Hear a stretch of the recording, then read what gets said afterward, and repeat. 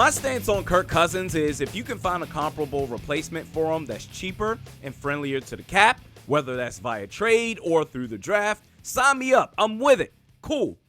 However, I'm not in the camp of get rid of Kirk Cousins just to fucking do it, only for this team to look stupid with their bottom lip poked out as they watch the second coming of Christian Ponder under center. But at least we got rid of Kirk Cousins. Yay! This Kirk debate is something, man. There are those that are hell-bent on keeping him. Conversely, there are others who want him gone no matter what. And then I feel like there's Vikings fans like myself where we're stuck in the middle. We're neutral. We understand that Kirk Cousins is never going to elevate your franchise to the likes of Patrick Mahomes or Josh Allen or Joe Burrows. So if you want to trade him, okay, fine.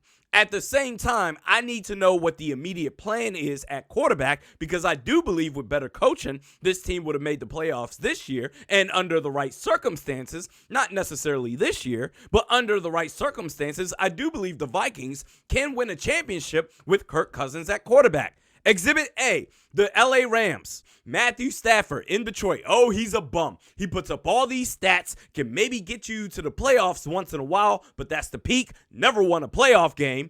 Goes to LA to the best collection of weapons he's ever had in his life, best coaching he's ever had in his life, NFC Championship game. You see that, which is why, in my opinion, you need an innovative offensive-minded head coach to make up for the deficiencies of a Kirk Cousins. Well, Matthew Stafford was only $20 million against the cap this year. Kirk Cousins is 31. Okay, Exhibit B, the San Francisco 49ers. Jimmy Garoppolo this season, $27 million against the cap. 20 touchdowns, 12 interceptions this regular season with weapons like George Kittle and Deebo Samuel. Are you kidding me? Jimmy G is downright awful. The 49ers have been successful in spite of quarterback play. Going back to the Super Bowl a couple of years ago against the Chiefs, down 24-20, 3rd and 10 at the 51, a minute and 40 left. Jimmy Garoppolo overthrows a wide open Emmanuel Sanders who had two men beat deep for what should have been a touchdown. All the times that Kirk Cousins hit guys like Stephon Diggs or Justin Jefferson on similar plays, Kirk Cousins would have hit Emmanuel Sanders right there. You would have went up 27-24, and you probably would have won the championship.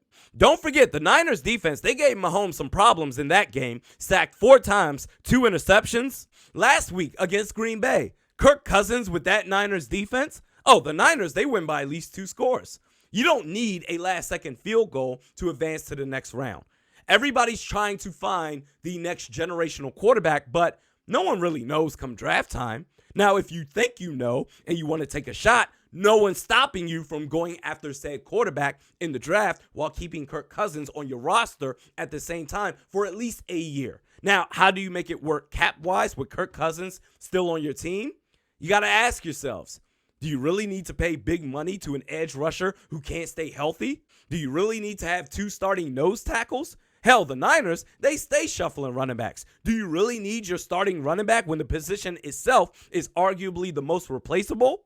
And even the Anthony Barr situation, which was so self-inflicted, the amount of dead cap that this team is taking the next 2 years off of the voided contract, Rick Spielman, you just had to keep re-signing this dude. You should have let him go to the New York Jets. And even when he said, I wanted to come back, say, hey, we're good.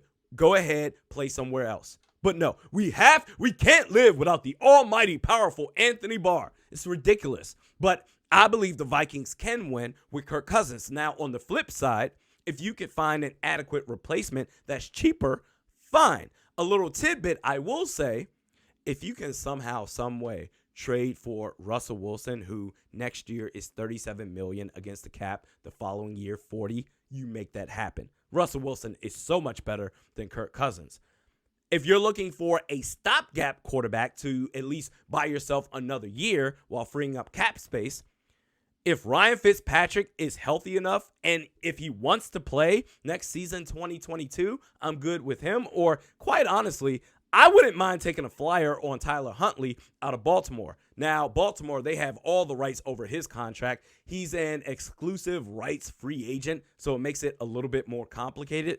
But those are the quarterbacks that I'm looking at as far as potential replacements of Kirk Cousins. Let me know your thoughts in the comments section below. Next video is tomorrow. We'll see you then.